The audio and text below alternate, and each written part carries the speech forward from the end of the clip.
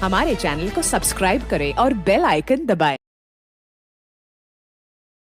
अगर बात करें तो मेरे विधानसभा में गोलियां चल रही हैं और अपराधी छुट्टे घूम रहे हैं, उनके ऊपर कोई कार्यवाही नहीं हो रही है।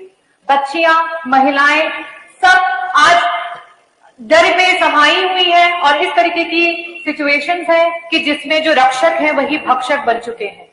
आज अगर मैं हेल्थ सेक्टर की बात करती हूं तो मेरे विधानसभा में सड़कों की ये हालत है कि लंबी लंबी सड़कें जो मेरे विधानसभा से लेकर के दूसरे विधानसभा को जाती हैं, जिस तरीके से रामपुर बरसिटी निगोह मार्ग 22 किलोमीटर, जमालापुर बरसिटी बधवा मार्ग 25 किलोमीटर, अरुआवा दियावा बाड़ीगांव मार्ग 8.5 किलोमीटर, कटवार सहरमा शाहपुर मार्ग 8.5 किलोमीटर, निगोह पूसा मार्ग 6 किलोमीटर। ये सारी बड़ी बड़ी मार्ग हैं जो मेरे विधानसभा को दूसरे विधानसभा से जोड़ती हैं।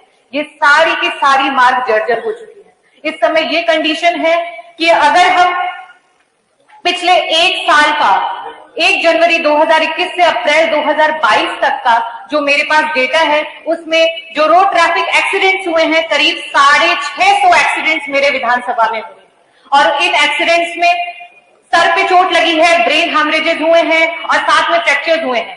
तो अब मैं आती हूँ स्वास्थ्य व्यवस्था पे। वहां पे जो कम्युनिटी हेल्थ सेंटर्स हैं उनकी ये हालत है कि वहां पे कोई भी आरटीए को ट्रीटमेंट नहीं मिलती है। जो भी आरटीए के पेशेंट्स होते हैं उन्हें रेफर किया जाता है। यहाँ पे बोला गया, जैसे कि मैंने कहा, योजनाएं और परियोजनाएं बनती हैं। यहाँ पे मेडिकल कॉलेजेस के उद्घाटन हुए, हमारे पूर्वांचल में भी मेडिकल कॉलेज का उद्घाटन हुआ, लेकिन वहां पे हम किसी भी आरटीए पेशेंट को रेफर नहीं कर सकते। उन पेशेंट्स को डायरेक्टली बीएचयू में भेजा जाता है और बीएचयू में आपको पता है कि इतना पेशेंट लोड है कि वहां पे बेड्स नहीं मिलते हैं। जो गरीब परिवार के हैं वो वहीं पे दम तोड़ देते हैं या फिर उन्हें कहीं प्राइवेट हॉस्पिटल्स में एडमिट कराया जाता है और प्राइवेट हॉस्पिटल का खर्चा इतना होता है कि उन्हें अपना घर बेचना पड़ता है, अपनी जमीनें बेचनी पड़ती है।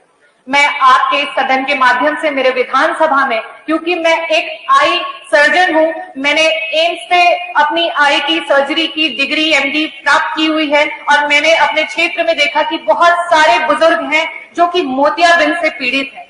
जिस तरीके से बुढ़ापे को हम नहीं थाम सकते हैं, उस तरीके से मोतियाबिंद भी एक ऐसी बीमारी है जो उम्र के साथ सभी को होती है। और इस मोतियाबिंद की बीमारी के लिए मैंने देखा कि ना तो मेरे विधानसभा में, ना तो जनपद में, ना ही उत्तर प्रदेश में कोई एक अच्छा इनिशिएटिव लिया गया है। मेरे हिसाब से आई क्लिनिक का निर्माण करना चाहिए। एक टाइम पे हेल्थ स्क्रीनिंग होनी चाहिए, चाहे वो आई रिलेटेड स्क्रीनिंग हो, चाहे इस तरीके की स्क्रीनिंग हो, डायबिटीज, मधुमेह और बीपी, रक्तचाप, ये सारी बीमारियों की समय समय पे स्क्रीनिंग होनी चाहिए। और इन स्क्रीनिंग से हमें पता चलेगा कि शुरुआती दौर में हम बीमारियों को पकड़ पाएंगे और हम अपने लोगों की रक्षा कर पाएंगे और उन्हें उन बीमारियों से बचा पाएंगे। 4.5 करोड़ आपके दस्तावेज में लिखा हुआ है, 4.5 करोड़ लगभग नए विद्युत कनेक्शन दिए गए हैं। मैं उसके बारे में बोलना चाहती हूँ कि मेरे विधानसभा में जो बिजली की व्यवस्था है, जो कंडक्टिंग वायर्स है, वो जर्जर हो चुकी है, उनकी अवस्था बहुत ही खराब है और कनेक्शन तो भले बढ़ा दिए गए हों, लेकिन जो ट्रांसफार्मर की कैपेसिटी है उसको कहीं से भी नहीं बढ़ाया गया है।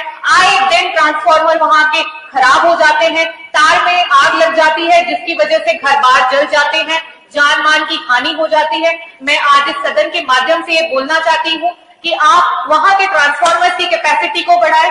कई ऐसे गांव हैं जहां पे आज तक बिजली नहीं पहुंची है। मैं इस सदन के माध्यम से बोलना चाहती हूँ कि वहां पे मेरे विधानसभा में बिजली पहुंचाने का, खंभे देने का प्लीज काम करें। एजुकेशन के मामले में ये मैं कहना चाहती हूँ कि आज मेरे विधानसभा में, क्योंकि वो एक ग्रामीण इलाका है, वहां पे बच्चे सरकारी स्कूल्स में निर्भर हैं। सरकारी स्कूल्स में सेकेंडरी, जो हमारा CBSE central board of secondary education है, उसको नहीं फॉलो किया जाता।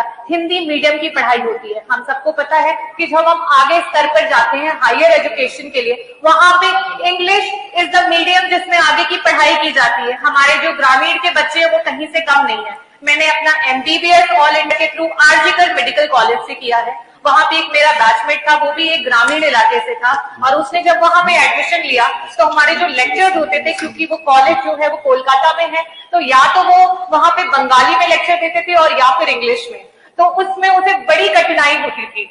जब हम मोटी मोटी एमबीबीएस की किताबें लेके बैठते थे तो वो मोटी, सबसे मोटी डिक्शनरी लेके बैठता था और वो उन किताबों पे हर इंग्लिश को हिंदी में लिखता जाता था। तो आज वो एक रेडियोलॉजिस्ट है और मैं आपको यही बोलना चाहती हूँ कि हमारे जो ग्रामीण के बच्चे हैं वो कहीं से भी पीछे नहीं है, ना तो वो मेहनत करने में, लेकिन उनको उनका अधिकार नहीं मिल पा रहा है जिसकी वजह से वो पिछड़ रहे हैं। मैं आपसे और इस सदन के माध्यम से ये बोलना चाहती हूँ, right of equal education, secondary board जो आपका central board of secondary education है, इसे लागू किया जाए ताकि जो लैंग्वेज है वो किसी के भी ड्रीम्स में बैरियर ना बने। सिर्फ इंग्लिश एक लैंग्वेज है जिसकी वजह से वो बच्चे पीछे हो जा रहे हैं, वो डॉक्टर, इंजीनियर और काफी ब्रांचेस में जा सकते हैं और बहुत स्कोप है उनका, लेकिन हमारे लैंग्वेज की बैरियर की वजह से वो आगे नहीं बढ़ पा रहे हैं। इसके लिए भी मैं यहाँ से अनुरोध करना चाहती हूँ कि इस पे भी ध्यान दिया जाए। जैसे कि माननीय सदस्य बोल रहे थे, यूक्रेन से हमारे मेडिकल के जो स्टूडेंट्स हैं उनको लाया गया, मैं उसके बारे में भी बोलना चाहती हूँ कि जो मेडिकल से रिलेटेड पढ़ाई का जो हमारे यहाँ जितनी भी फैसिलिटीज है, हमारे पहली बात तो सीट्स बहुत ही कम है, एक एक मार्क्स पे, एक एक एमसीक्यू के क्वेश्चन पे एक बच्चा रह जाता है और कोई एक बच्चा है जो डॉक्टर बन जाता है और वो जो एक रह जाता है वो अपना अपॉर्चुनिटी को छोड़ देता है, या फिर उसे उस वर्ग का होना पड़ेगा कि यहाँ के जो आपके कॉलेजेस हैं उनकी फीस भरने के लायक आपको होना चाहिए। आपके पास इतने पैसे होने चाहिए कि आप एक साल की 20 लाख, 21 लाख, यहाँ तक कि 25 लाख की फीस आप पर ईयर की जमा करें, तब आप सिर्फ अपना मेडिकल एजुकेशन जो है वो आप यहाँ से प्राप्त कर सकते हैं। इसी वजह से आज हमारे उत्तर प्रदेश से और पूरे इंडिया से मैक्सिमम जो बच्चे हैं जो डॉक्टर बनना चाहते हैं और कुछ मार्क्स की वजह से जो चूक जाते हैं वो यहाँ से छोड़ करके यूक्रेन, रशिया और नेपाल और ना जाने चाइना और ना जाने कितने देशों में जाकर के अपनी एजुकेशन को कंप्लीट करते हैं, वापस आके यहाँ पे एमसीआई का एग्जाम दे करके फिर यहाँ पे प्रैक्टिस करते हैं। मैं आप लोगों से सदन के माध्यम से ये भी कहना चाहती हूँ कि अगर हमने मेडिकल कॉलेजेस बढ़ाए हैं, अगर हमने सीट बढ़ाई हैं, तो उन सीट पे बच्चों को हक दे। जरूरी नहीं है आपने जो इतनी बड़ी बड़ी फीस के अमाउंट रखी है उस पे उन बच्चों को पढ़ा पाना बहुत ही मुश्किल है, और जब डॉक्टर्स नहीं बढ़ेंगे तो हमारा जो प्रदेश है, हमारा जो देश है, वहां की जो हेल्थ की फैसिलिटीज है वो भी बेटर नहीं हो पाएंगी और उसके वजह से हम लोग अपने लोगों को सही तरीके से चिकित्सा प्रोवाइड नहीं कर पाएंगे। कंक्लूड करिए।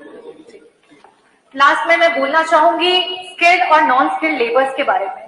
मेरे विधानसभा से और पूरे जौनपुर जनपद से बहुत सारे लोग हैं जो अपना परिवार छोड़ करके दिल्ली, बंबई, गुजरात और ना जाने किस किस जगह जाकर के रहते हैं, क्योंकि उनके पास यहाँ पे रोजगार नहीं है। मैं इसके लिए भी बोलना चाहूंगी कि एक प्रॉपर यहाँ पे इस तरीके का कंसेप्ट लाया जाए कि हमारे लोग जो गरीब लोग हैं अपने परिवारों को छोड़ के इतनी जगह, इतनी दूर रह रहे हैं, उनको यहीं पे वो फैसिलिटीज मिले, यहाँ पे जॉब अपॉर्चुनिटीज मिले, यहाँ पे स्किल ट्रेनिंग प्रोग्राम हो, ना सिर्फ पुरुषों के लिए, महिलाओं के लिए भी यहाँ पे स्किल ट्रेनिंग प्रोग्राम हो जिसके तहत असलियत में वो आत्मनिर्भर होके अपनी लड़ाई को लड़ सके, अपने परिवार का पोषण पालन कर सके।